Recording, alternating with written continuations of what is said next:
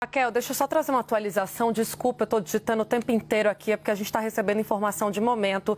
O ministro Alexandre de Moraes presta depoimento agora à Polícia Federal em São Paulo. Havia expectativa de que ele fosse falar realmente sobre o caso da suposta agressão no aeroporto de Roma. Caio Junqueira trouxe na semana passada, portanto eu atualizo para vocês com confirmação da Polícia Federal de que Alexandre de Moraes, neste momento, na tarde desta segunda-feira, está na Superintendência Regional da Polícia Federal em São Paulo, acompanhado de seus filhos também, que serão ouvidos na sequência. O filho dele, vale lembrar, está envolvido no caso porque foi ele quem, segundo a investigação, depois com a confirmação da própria defesa, recebeu um tapa ou um empurrão, foi agredido de qualquer forma por um dos agressores ali, o Mantovani, que é o empresário de 70 anos, à frente dessa investigação também apontado como um dos agressores e um dos que hostilizaram Alexandre de Moraes, além da sua mulher. Ele está sendo ouvido nesse momento. Moraes, para trazer para vocês também, a gente já trouxe aqui o depoimento dele, o que ele sustenta e o que a Polícia Federal tem até esse momento. Não tem as imagens que ainda estão sob a condição de serem autorizadas pela Justiça da Itália para chegarem até o Brasil. Já estão sob a responsabilidade da Polícia Federal em Roma, mas ainda há expectativa dessas imagens chegarem aqui e esclarecerem de fato o que aconteceu. Mas a gente trouxe para vocês aqui na semana passada todos os relatos que tivemos nos bastidores também da Polícia Federal, de investigadores dizendo que o caminho aponta para corroborar a versão já dada anteriormente pelo ministro Alexandre de Moraes, reforçando a agressão, o empurrão no filho dele e também as ofensas que foram proferidas pela Andrea Mantovani contra o próprio ministro Alexandre de Moraes. Tudo isso vai ser avaliado assim que as imagens chegarem. A gente tem a informação de que os depoimentos, então, nesse momento, estão sendo tomados na Polícia Federal em São Paulo, na Superintendência Regional. Alexandre de Moraes, acompanhado, confirma a PF de seus filhos. Quem toma o depoimento é o delegado Hiroshi Sakaki, que está à frente desse caso. A gente segue, então, Raquel, Landim e demais colegas acompanhando o que virá a partir desse segundo depoimento de Alexandre de Moraes. Tainá, muito importante isso que você está trazendo. Só esclarecer para quem nos acompanha o que o ministro Alexandre de Moraes tinha feito até agora, uma representação. Ele tinha chegado à Polícia Federal e dito, olha, fui agredido e relatado os fatos. A partir daí se inicia a investigação, tem aquele momento em que eles são abordados, já saindo, eles, os supostos agressores, já saindo do avião, não querem acompanhar exatamente naquele momento. Depois eles prestam depoimento, o Roberto Mantovani, a esposa dele, a Andrea Munarão e o genro. Depois tem a operação de busca e apreensão assim que eles encerram o depoimento, foi bastante criticada, gerou muita polêmica. O que faltava? O depoimento formal de Alexandre de Moraes e de seu filho. Até agora ele tinha feito um relato por meio de uma representação. Como ele é ministro do Supremo Tribunal Federal, ele tem a prerrogativa de escolher quando ele vai depor, onde ele vai depor, se depõe por escrito, como é que isso é feito. Então, a informação que a Tainá nos traz agora, super importante, é que Alexandre de Moraes está depondo, imagino que verbalmente, é isso, Tainá? Não é por escrito, né? Está depondo agora. Não, ele está na Polícia Federal, na Superintendência da Polícia Federal. Na Superintendência da Polícia Federal. Em São Paulo. Aqui em São Paulo. Então, ele escolhe fazer o depoimento dele aqui em São Paulo, onde ele, né, tem residência também, não só em Brasília, e está lá na sede da Superintendência da Polícia Federal, aqui em São Paulo, fazendo o seu depoimento, contando, relatando os fatos como aconteceram na visão dele, Alexandre de Moraes. E aí um detalhe importantíssimo, as imagens ainda não chegaram. A gente tinha expectativa que chegasse na semana passada, veio várias informações nesse sentido, mas até agora não apareceu nada. Yuri Pita.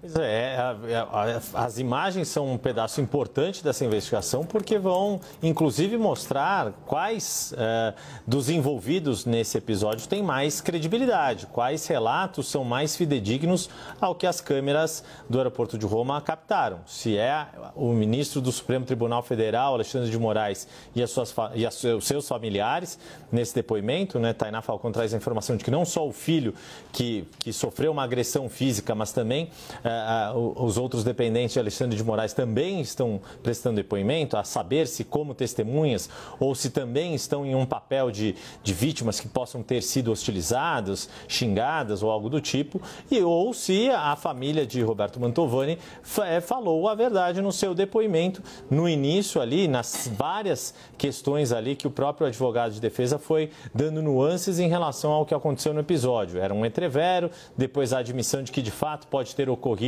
um contato físico, uma agressão física, que foi o que levou o óculos do filho do ministro ao chão. Enfim, isso é fundamental ter todos os lados ouvidos, agora em especial o depoimento formal do ministro do Supremo e depois para se fazer fazer o cotejo com as imagens que vierem aí do aeroporto de Roma. Agora, Tainá, o ponto que fica, e me lembro da conversa que eu tive com integrantes do Supremo Tribunal Federal, é que, mesmo depois de ter o depoimento de todos os envolvidos nesse caso, os supostos agressores, o ministro Alexandre de Moraes, o filho dele, as imagens, a gente vai entrar depois numa questão que é a tipificação do crime. Que isso vai ser feito pela Procuradoria-Geral da República e isso vai dar uma enorme confusão, porque é uma questão de interpretação.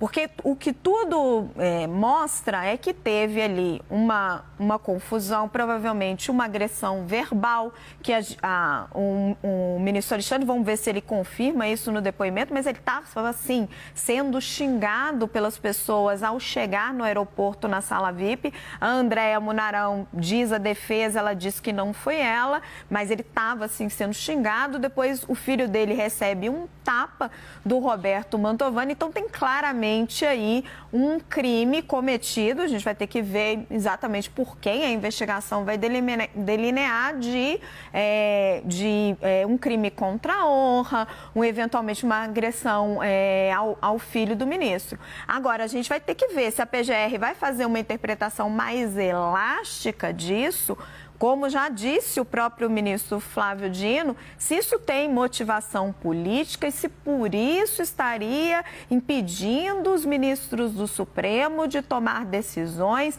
e por conta disso seria um ataque ao Estado democrático de direito. Já se avança dentro do governo sobre esta interpretação ou dentro da PGR? Raquel, ainda não consegui chegar a uma opinião que seja compartilhada, tá? Das pessoas em relação a isso, ou das autoridades que têm vindo a público para dizer se é A ou B. O que a gente está vendo é um caminho, até a Polícia Federal não menciona, né? Mas a gente já trouxe aqui nos bastidores que isso não é descartado na PF e o próprio Flávio Dino, na entrevista que deu para a gente também, não descarta a possibilidade de fazer, a depender do que virá nessas informações, fazer esse alargamento das punições e contemplar, por exemplo, o crime contra o Estado democrático de direito. Isso já gerou muita discussão, tem muitos especialistas, né, vindo a público para se posicionar sobre o assunto. Agora, eu sinto que não existe convergência, que está todo mundo, tem gente que está mais alinhado com o que diz o ministro da Justiça e tem gente que se distancia, diz que não há razão para isso. Acho que a depender do que virá, das novas provas que eles vão colher, desse depoimento, do que ficar constatado nas imagens e do que eles conseguirem confirmar se houve ali uma perseguição à figura do ministro do Supremo Tribunal Federal, aí sim isso vai dar margem, né, para trazer esse outro crime para o bojo dessa investigação, quando ela vai caminhando. Nesse momento, embora nos bastidores a gente veja as autoridades falando de que é possível incluir isso como um crime, no ON, né, como a gente fala, que abertamente, na nota que a Polícia Federal divulga, eles não tratam do crime